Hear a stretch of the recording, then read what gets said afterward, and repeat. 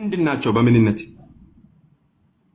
በምንነት አምላክ አውጣ አምላክ ናቸው ነው መለኮት በመለኮት ነው። ስለዚህ ሁለት አንድ መለኮት ነው የሚጋሩ ምንድናቸው የሚባለው?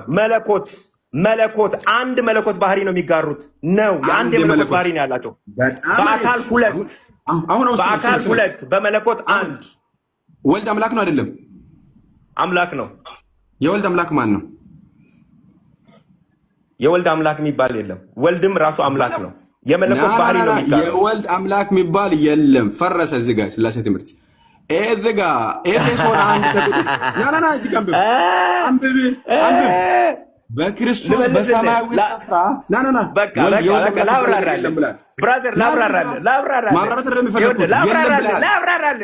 ኢየሱስ ክርስቶስ አምላክ የኖረው በስጋ ከተገለጠ በኋላ ነው። ኢየሱስ በመለኮትነቱ አምላክ ስለሆነ የአምላክ ባህሪ አምላክ የለውም። አምላክነቱ በስጋው እባክህ ምረታ ጥያቄ ለኢየሱስ አምላክና አባት መኖር የጀመረው በአዲስ ኪዳን ነው ወይስ ከብሉይ ኪዳን ጀምሮ ነው? ኢየሱስ ክርስቶስ አስተውለ ስማኝ። አሁንም ኢየሱስ ክርስቶስ ከዘላለም የአብ ልጅ ነው። ነገር ግን ከድንግል ማርያም ከመወለዱ ለኢየሱስ አምላክ አለ የተባለው ኧረ በጌታ ስማኝ። ለኢየሱስ አምላክ ራሚራታብ ስሙ ለኢየሱስ አምላክ አለ የተባለው በአዲስ ኪዳን ነው ወይስ ከብሉይ ኪዳን ጀምሮ ነው? ሰማይ ልንገራ አዳምጥ። ኢየሱስ ክርስቶስ ከዘላለም የአብ ልጅ ነው፣ የእግዚአብሔር ልጅ ነው። ነገር ግን ከድንግል ማርያም ከመወለዱ የተነሳ ስጋን ኢንካርኔት ስላደረገ ወይም ስጋን ስለለበሰ አምላክ ተብሎለታል። ስለዚህ አምላክ እንዳለው መጽሐፍ ቅዱስ ይገልጻል። አባትና አምላክ ከዘላለም የአብ ልጅ ነው፣ በስጋ ደግሞ አምላክ ተብሏል። እዚህ ጋር የኢየሱስ አምላክ የተባለው ማን ነው? የወልድ አምላክ የተባለው ማን ነው?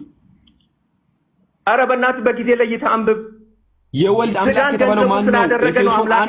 የወልድ አምላክ የተባለው ማን ነው? ይረታል።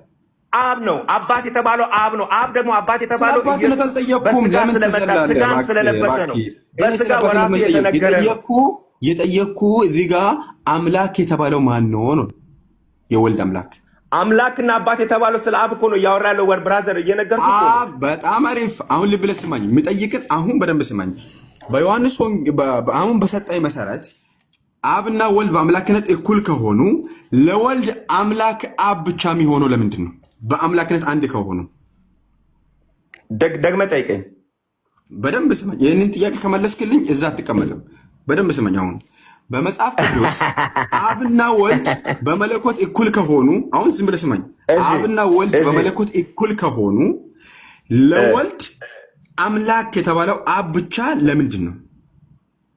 ከአብ የተለየ ስለሆነ ወልድ በስጋ ስለመጣ የተለየ ምን ስለሆነ ወልድ በስጋ ስለመጣ ጥያቄ በስጋ ሲመጣ አምላክነቱ ትቶ መጥቷል እንዴ? ወልድ በስጋ ስለመጣ አምላኩ ተብሏል። በስጋ ሲመጣ አምላክነቱን ትቶታል ወይ? ጥያቄው ወልድ በስጋ ስለመጣ አምላክ ተብሏል። ፔሬድ ምን ተብሏል? አይደለም ጥያቄው። ወልድና አብ በአምላክነት እኩል ከሆኑ በመለኮት እኩል ናቸው። በጣም አሪፍ። እንደዛ ከሆኑ ለወልድ አምላክ አብ ብቻ የሆነው ለምንድን ነው ነው ጥያቄው። መጽሐፍ ቅዱስ የሚለው በስጋ ኢየሱስ ስለመጣ ይነግርለታል። አብ በስጋ አልመጣም። አብ በስጋ አልመጣም። በስጋ የመጣው ወልድ ነው። በስጋ የመጣው ወልድ ስለሆነ ለስጋዊ ባህሪው አምላክነቱ ስለዚህ በስጋ የመጣው ወልድ ነው። ለዚህ ስጋ ሰውነቱ አብ ብቻ አምላክ የሚሆነው ለምንድን ነው? የወልድ አምላክነቱ እየገባ እየነገርኩህ እኮ ነው። አንተ አይገባህም እንዴ? የምመልስልህ መልስ። እሺ ወልድ ለራሱ ሰውነት አምላክ መሆን ይችላል? ሄሎ ምን አልከኝ? ወልድ ለራሱ ሰውነት አምላክ መሆን ይችላል? ኦኬ። ይሄ የጠየቀኝ ከምን አንገል ነው? ከምንም ይሁን ጥያቄው ይችላል አይችልም? ከኡፊያን አንጻር ነው ወይስ ከሃይፖቴሲስ አንጻር ነው የጠየቀኝ? ከመለኮት አንጻር ነው እየጠየቅኩ ያለሁት። ይችላል አይችልም? ምንድን ነው ያልኩህ? አቤት መታነቅ። ምንድን ነው ያልኩህ?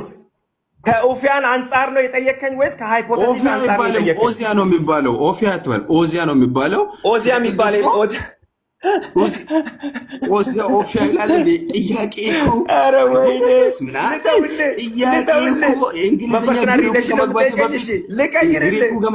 ግሪኩን በደንብ እኔም አንተም ግሪኩን ስለማናውቀው በውሲያ ነው የምጠይቀኝ በሃይፖቴሲስ። እሺ ተው ሪሌሽናቸው ግሪኩን በደንብ ስለማናውቅ ፐርሰናል ሪሌሽን ነው የምጠይቀኝ። ጥያቄውን አንግል አሳውቅ። በቃ አትጩ።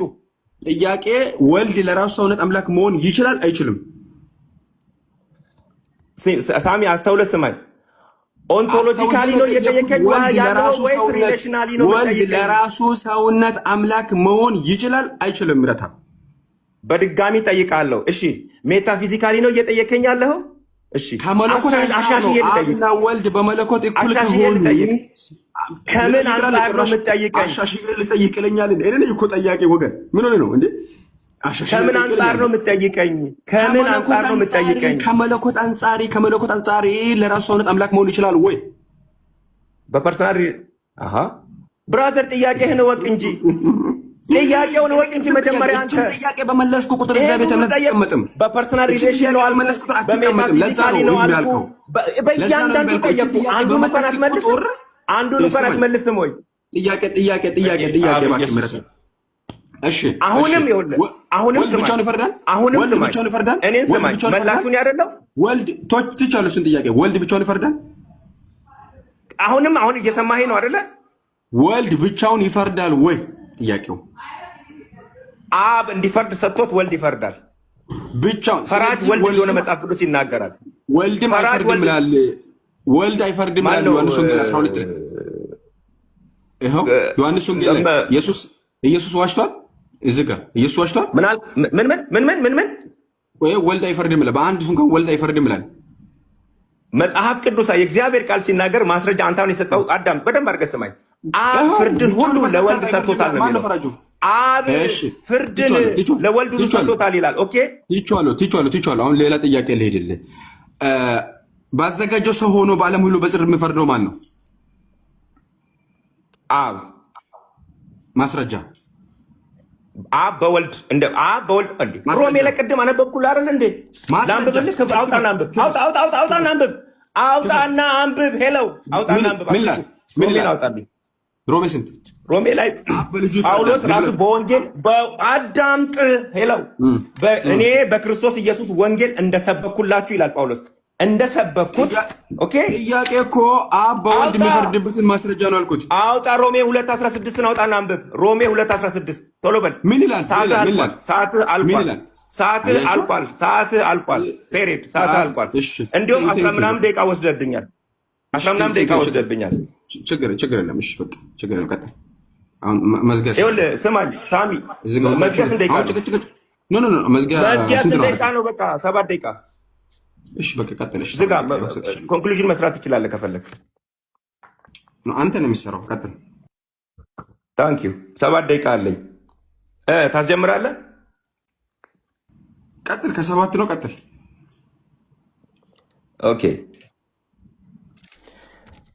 እንግዲህ እንደሰማነው ነው። ውይይቱም እስካሁን በነበረው ላይ እንደሰማችሁት ነው ማለት ነው። አንድም መጽሐፍ ቅዱሳዊ ማስረጃ የቀረበባቸው ኤግዛክት የሆኑ የእግዚአብሔር ቃል እውነታ የተጠቀሰባቸውን ክፍሎች አልሰማንም። ሁላችንም እሱ ባቀረበባቸው በእያንዳንዱ ቶፒኮች ላይ ማለት ነው። ኦኬ። ስለዚህ ባነሳቸው ላይ እኔ እንኳን መልስ ለመመለስ ፈልጌ ከምን አንግል ጥያቄ እንኳን እንደጠየቀኝ መልሼ ስጠይቀው እንኳን ከእውቀት የጸዳ ማለት ነው። ከእውቀት የጸዳ ሰው ማለት እንደዚህ አይነት ሰው ነው። ምንም እውቀት ሳይኖረው ከሰው ጋር ዲቤት አም ሶሪ ቱ ሴይ ዲስ፣ በእውነት አዝናለሁ። ለማንኛውም ከምንም አይነት የሚነሱ ኢሾች ቶፒኮችን ጥያቄ እንኳን ሰው ሲጠይቅ የሚጠይቀውን እኮ ማወቅ አለበት። መልሱን አለማወቅ አንድ ነገር ነው። ጥያቄ ሲጠየቅ ጥያቄ ምን እንኳን ከምን ሳይድ እንኳን እንደሚጠየቅ በፍጹም አላወቅም እንዳያችሁት ማለት